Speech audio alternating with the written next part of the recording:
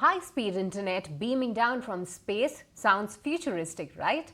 Well, it's about to become a reality. Like we have been discussing on this very show, Elon Musk Starlink is gearing up to make its India debut, and it's not coming alone.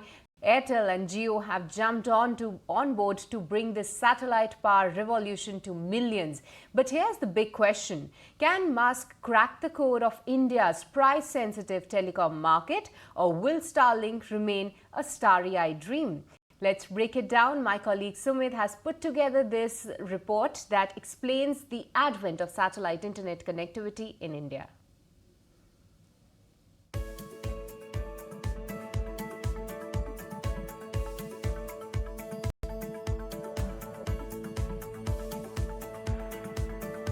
Starlink is one among many feathers in the hat of Elon Musk, the maverick American billionaire. Starlink is touted as a transformational technology that aims to offer high-speed internet in more than 100 countries. And India could soon be its latest destination. Bharti Airtel and Reliance Jio, the only two major Indian telecom players, will partner with Starlink to expand their broadband services. In return, Starlink will get access to one of the biggest and fastest growing markets in the world. The collaboration seeks to leverage extensive mobile network of Indian companies and Starlink's satellite technology to ensure internet access, including in rural areas. The deal at the moment is subject to SpaceX gaining approval from Indian authorities. According to the deal, Bharti Airtel and Reliance Jio will make Starlink's solution available at their retail outlets and online stores and establish a mechanism to support customer service installation and activation. But what exactly is Starlink network that claims to be world's first and largest satellite internet provider?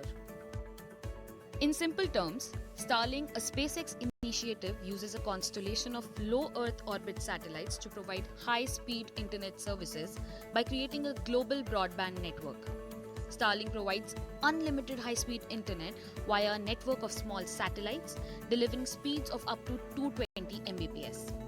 SpaceX plans to double these speeds in near future. Technically speaking, Starlink is a satellite internet constellation that uses satellites present in Earth's orbit to offer global mobile broadband.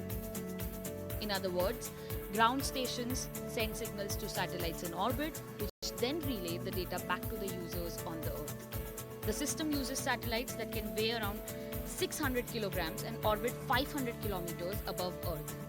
This system can also provide services in rural and geographically isolated areas where internet connectivity is unreliable or non-existent. This is Elon Musk's moment in the sun, as Tesla and Starlink are set to enter India. But at the end of the day, the success of these products will depend on one crucial factor. Can the world's richest man understand the pulse of price-sensitive Indian consumers?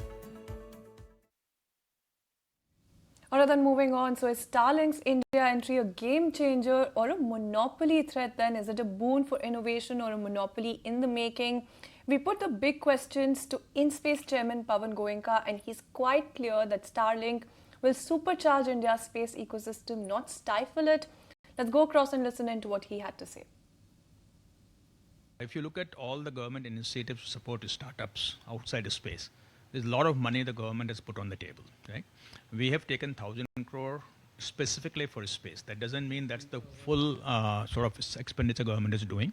And the space startups can also tap into the other deep tech fund that government has already announced. So this 1,000 crore doesn't become like a limit. And we also expect the 1,000 crore will be a multiplier. And once the government invests in a certain company, then private sector investors may also think about investing in the same company. So 1,000 may become 2,000, 3,000, 4,000, depending on what kind of leverage that happens. I think to the best of my knowledge, Starlink does that in many countries that they go in, where they tie up with a local telecom service provider and work with them as partners. So I don't know the extent of partnership. I don't know what will be done by Airtel, Jio, what will be done by Starlink themselves, whether Starlink will run independently and still allow Airtel, Jio. I really don't know any of those things. But what kind of a boost do you think the entry of Starlink in India will give to the overall SATCOM ecosystem? Well, see, look, we have done projection of SATCOM capacity requirement for the future. And we do need a lot more capacity than what we have today and what's in the horizon. And therefore, Starlink coming in will meet the future requirements, or anybody else. Starlink is one of the 4 operators who are looking at coming in and providing SATCOM services, and they will fill the need that we have in the industry. And we, from our part in space, be careful that we do not starve in terms of capacity and do not do an overdose of capacity. We have to keep the right balance so that we don't get into too much excess capacity that is unused.